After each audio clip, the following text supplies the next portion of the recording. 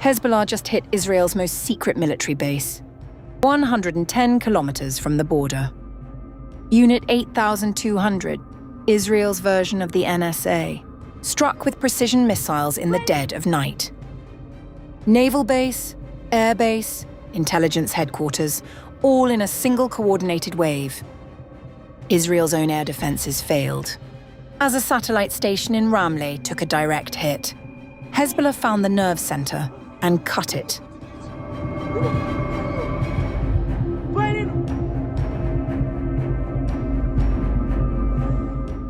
Some of Israel's most sensitive military and intelligence installations came under fire as Hezbollah launched a sweeping overnight assault targeting sites from the Lebanese border all the way to the outskirts of Tel Aviv.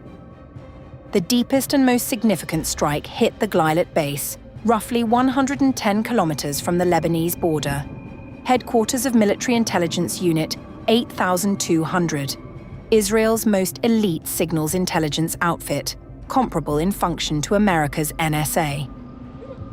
Hezbollah said it struck the base with a barrage of precision missiles.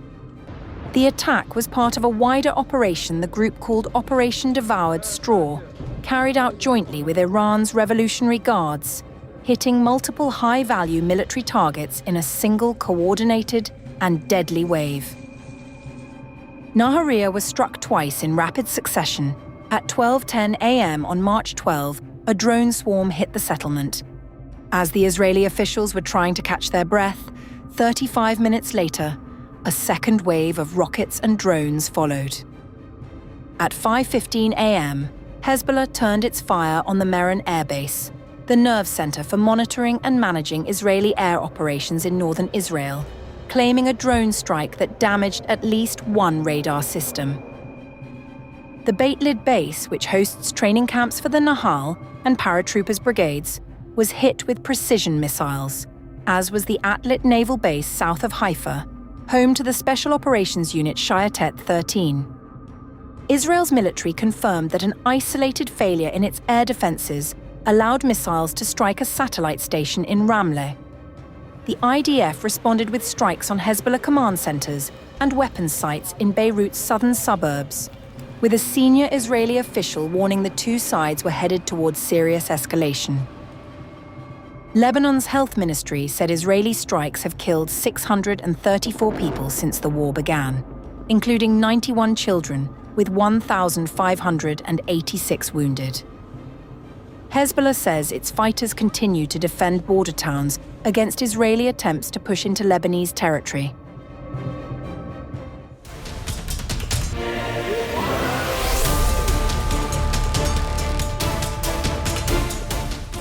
The skies over the Middle East lit up in violence again as Hezbollah fired an opening salvo of 100 rockets into northern Israel on part of a barrage that would grow to at least 150 launches over several hours, marking one of the heaviest single assaults since the group entered the conflict 12 days ago.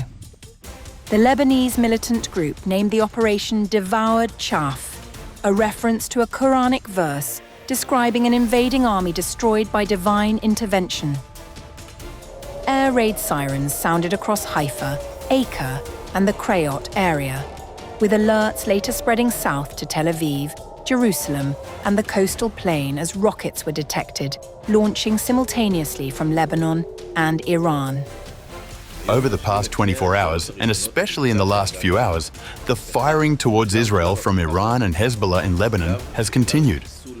The attempt to expand the launches to many areas across the country is a direct response to the extensive and deep damage and the pressure we are exerting on them, and this pressure is increasing day by day. According to the Israeli media, 5 people were injured when a rocket scored a direct hit on a private home in the Galilee. Israeli paramedics described arriving to find a building with destruction, shrapnel, and smoke. A rocket was also intercepted over central Israel, with interceptions triggering loud explosions audible across the country. The Israeli military said its warplanes were simultaneously striking rocket launch platforms and infrastructure across Lebanon. In Beirut, the IDF hit what it described as high-rise buildings used by Hezbollah for planning operations, including what Defrin called the headquarters of the air arm of Iran's Islamic Revolutionary Guard Corps in the Lebanese capital. We completed a wave of strikes on high-rise towers in the heart of Beirut. These are towers that Hezbollah used for planning and advancing terror operations. In effect, they turned them into terror towers in the middle of the civilian population. One of the central terror towers we struck was the headquarters of the Air Force of the Islamic Revolutionary Guard Corps in Beirut. This headquarters was used to carry out terror activities by the regime's air arm through its proxies in Lebanon. The violence did not stop there.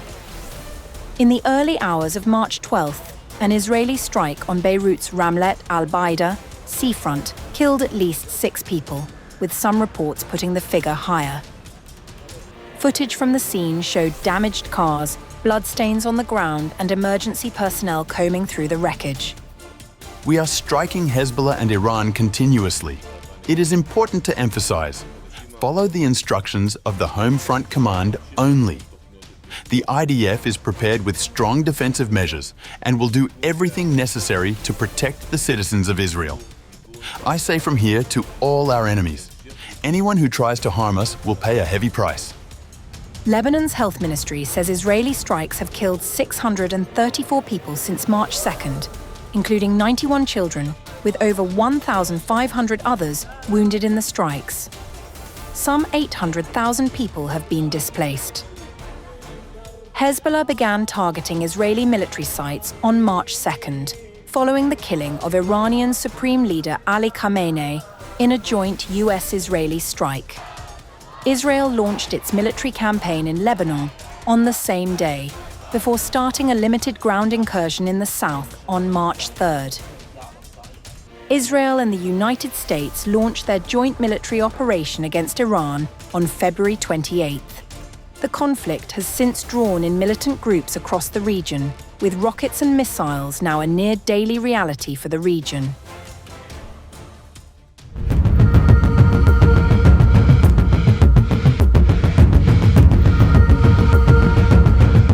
A missile struck Israel's SES satellite communications station in the Ha'ela Valley, just south of Beit Shemesh, damaging critical infrastructure linked to global satellite operations. Israeli police confirmed that the damage was caused by a missile launched by Hezbollah during the latest round of cross-border hostilities. Authorities said the strike hit infrastructure connected to the satellite ground station, though the full extent of the damage is still being assessed. The SES facility in the Ha'ela Valley is part of the ground network that supports satellite communications, linking space-based satellites with terrestrial networks that handle broadcasting, data transmission, and secure communications. According to Israeli media reports, emergency services and security personnel were dispatched to the area shortly after the strike. Police confirmed that fragments from the missile impact caused structural damage at the site.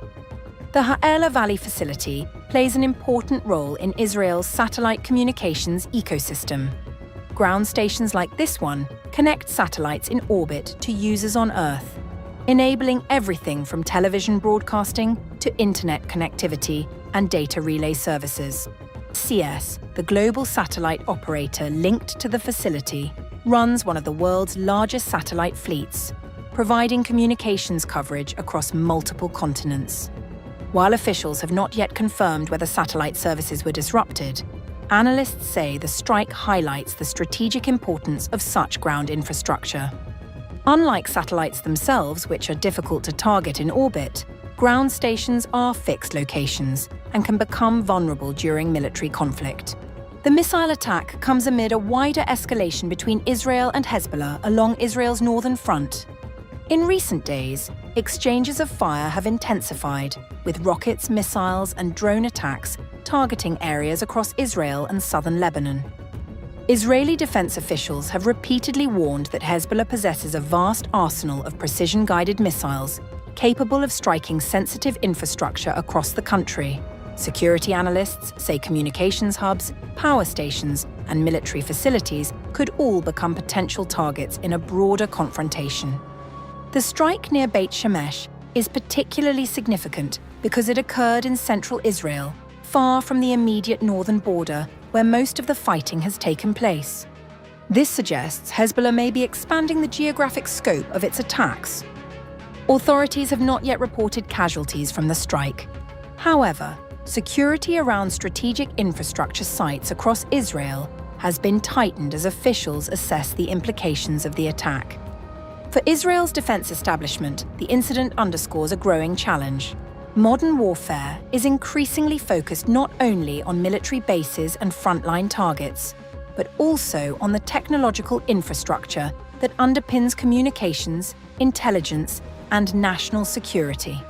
As the conflict continues to evolve, the strike on the Ha'ela Valley satellite station is likely to raise new questions about how vulnerable critical communications networks are during wartime.